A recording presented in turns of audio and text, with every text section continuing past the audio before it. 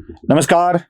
आज वो खबर बताने आया हूं जिसे कोई मीडिया नहीं बताएगा इसलिए कि मीडिया को बताते हुए बड़ी शर्म आती है, बड़ी पीड़ा होती है, बड़ा दर्द होता है।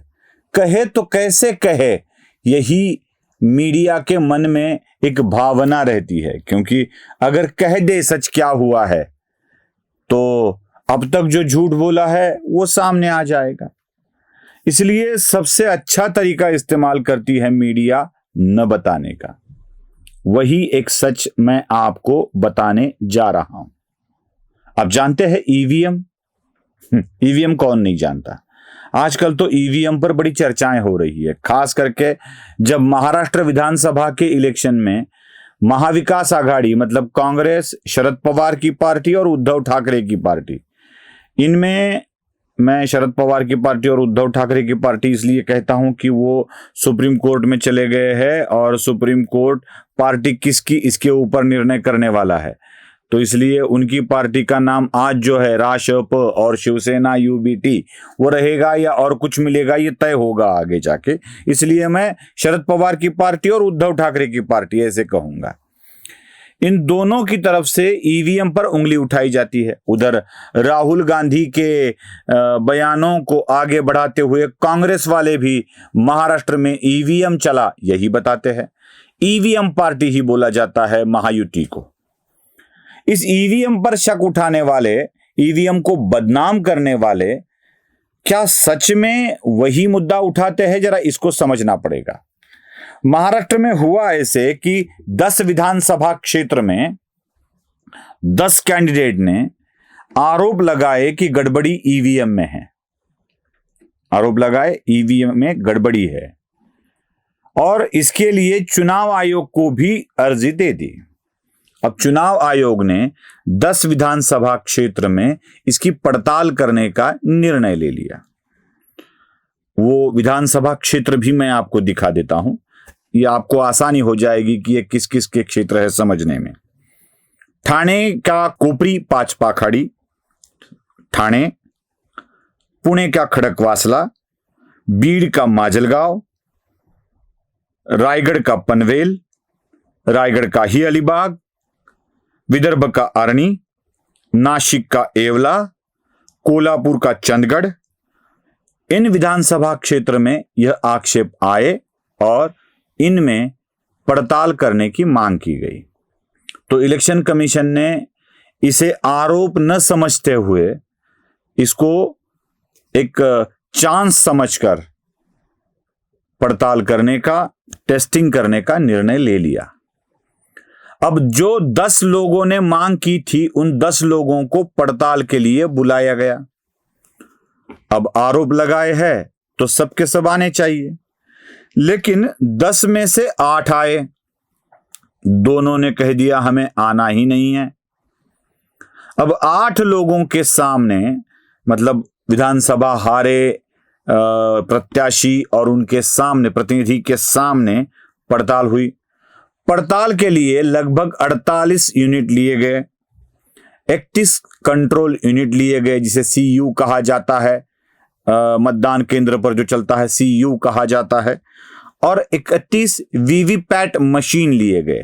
वीवीपैट मतलब जिसमें आपके वोटिंग के बाद सीधा पर्ची आ जाती है, उसे वीवीपैट कहते हैं। आप देख सकते हैं कि आपने किसको वोट किया है, वो पर्ची आ जाती है। अब जब ये पर्ची आने वाली मशीन, कंट्रोल यूनिट और 48 यूनिट की पड़ताल की जाने लगी तो 2 तरीके से इसकी पड़ताल हुई, सिर्फ एक तरीके से पड़ताल नहीं हुई।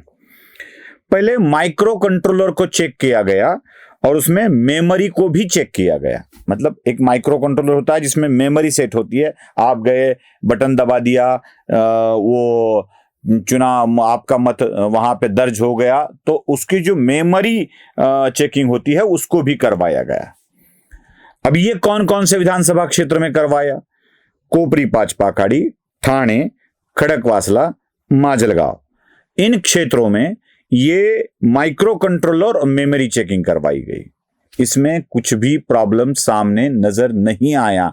इसकी पुष्टि चुनाव आयोग ने की और इस विधानसभा क्षेत्र के आक्षेप लेने वाले लोग जो थे उन्होंने भी इसकी पुष्टि की थी, कोई प्रॉब्लम नहीं आया। अब इन 2 चेकिंग पे तो भरोसा नहीं किया जा सकता, क्योंकि हमें तो भरोसा है ही नहीं, किसी के ऊपर भी भरोसा नहीं है। हो सकता है वो मशीन ऐसे ही बिठा दिए गए हो तो बोले चेक कर लो भाई, जो कुछ चेक करना है कर लो, तो दूसरी चेकिंग करवा दी। और उसमें चेकिंग थी, मॉक पोल करवाया गया, टेस्टिंग करवाई गई और वीवीपैट के वोट भी चेक करवाए गए। मतलब मॉक पोल करवाया गया, उस वक्त के वीवीपैट वोट चेक किए गए और साथ ही साथ पहले जो वीवीपैट के वोट और पड़े हुए थे उसकी भी चेकिंग करवाई गई। वो किस विधानसभा क्षेत्र में करवाई गई वो भी मैं आपको बता देता हूं। पनवेल, अलीबाग, आर्नी, एवला, चंडगढ़ और फिर से माजलगांव, इनमें ये मॉक पोल करवाया गया, वीवीपैट की चेकिंग करवाई गई। मॉक पोल में किया क्या गया कि एक मशीन ली गई, उसके ऊपर उसको वीवीपैट जोड़ा गया और हर एक को वोट डाल के क्या सही आता है यह दिखाया गया और उसमें कोई भी प्रॉब्लम नजर नहीं आया। और जो वीवीपैट के वोट्स थे उनको गिना गया और यूनिट के जो बैलेट यूनिट के वोट होते हैं, बीयू जिसे कहा जाता है, उसके मेमोरी को चेक किया गया, दोनों के वोट बराबर आए। मतलब साफ था कि ईवीएम में कोई गड़बड़ नहीं थी। महाराष्ट्र के चुनाव आयोग के प्रमुख एस चोक्कलिंगम, इनके सामने ही ये सारी बातें हुई। मतलब ये साफ हो गया कि ईवीएम में कोई गड़बड़ नहीं हो सकती है, कोई गड़बड़ नहीं हो सकती है। चुनाव आयोग, देश का चुनाव आयोग तो बार बार इसको कह रहा है कि अगर आप गड़बड़ी कर सकते हैं तो दिखा दो। प्रॉब्लम यह है हमारे देश में, जो ज्ञानी बोलता है, जिसको अनुभव है उसको बोलता है, उसके ऊपर भरोसा नहीं होता है। और भरोसा ऐसे अज्ञानी और अफवाहें फैलाने वाले पर होता है जो आके कुछ ना कुछ वीडियो निकाल के या कुछ ऑडियो कॉल रिकॉर्डिंग करके बोल देता है, उसके ऊपर ज्यादा भरोसा करते हैं। हमारे देश में हमारे देश के मंत्रियों पर भरोसा नहीं होता है, लेकिन व्हाइट हाउस के कुछ ऐसे बड़बोले लोगों पर विश्वास ज्यादा कर लिया जाता है। यही तो दिक्कत है ना। ईवीएम के साथ भी यही हुआ, बड़बोले अफवाह फैलाने वाले लोग फैलाते गए और ईवीएम को बदनाम कर दिया गया। लेकिन महाराष्ट्र में जो 10 विधानसभा क्षेत्र में चेकिंग हुई है उसका क्या ये 8 उम्मीदवार खुले होकर बोलेंगे? अगर नहीं बोलेंगे तो क्या ये 8 जिन्होंने जो आरोप लगाते हैं उसके ऊपर बात करेंगे? बिल्कुल नहीं करेंगे जी। इसीलिए तो हमें आके बताना पड़ा। नमस्कार।